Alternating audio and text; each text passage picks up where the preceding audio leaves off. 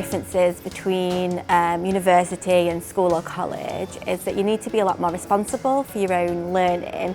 So that can mean things like you have to keep on top of your own deadlines and you have to manage your own workload without sort of someone telling you all the time that you need to do this and you need to do this. Being responsible for your own learning and a bit more independent doesn't mean that you're on your own. There's lots of sort of people to help you, like tutors and things like workshops and stuff you can book onto. But I think the biggest difference is that you just have to seek out that help a bit more than you would when you're at school or college.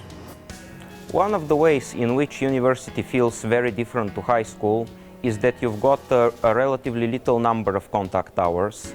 When you just look through your timetable and you see that you've got days on which you've got 1 hour of lectures or 2 hours of lectures or no lectures at all, in the first instance you think, wow, I've got so much free time, what I'm going to do now.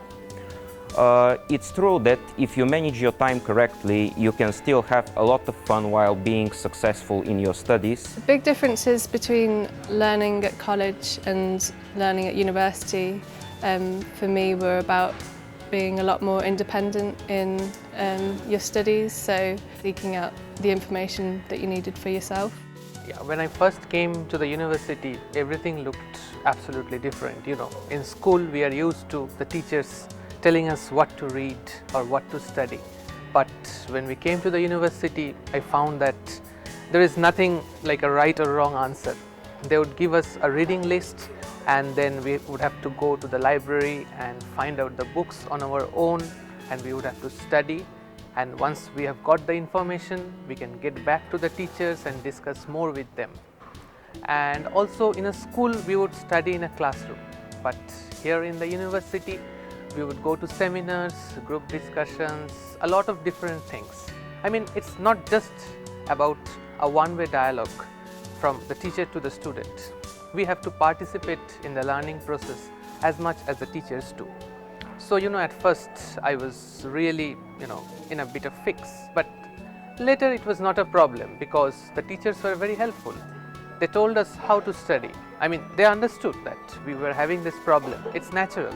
And they also helped us to find the books, find the materials, go on the internet and find material to study. So yeah, it was quite fun after some time.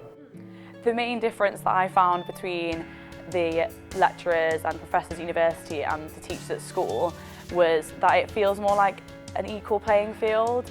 At school it's more, they're older than you and they know better than you, and it's not so much not a dictatorship, but it's sort of like your belief then, whereas at university it feels more like they respect your opinions and your ideas or the concerns you might have about a certain topic, and it's quite nice to be able to discuss that in a way that makes you feel equal to them. When I was at school, every day I had to study 6 or 7 hours, but when I entered this university, every day on average I have 2 or 3 hours for learning. So there is more free time for me, and I have more independent learning hours.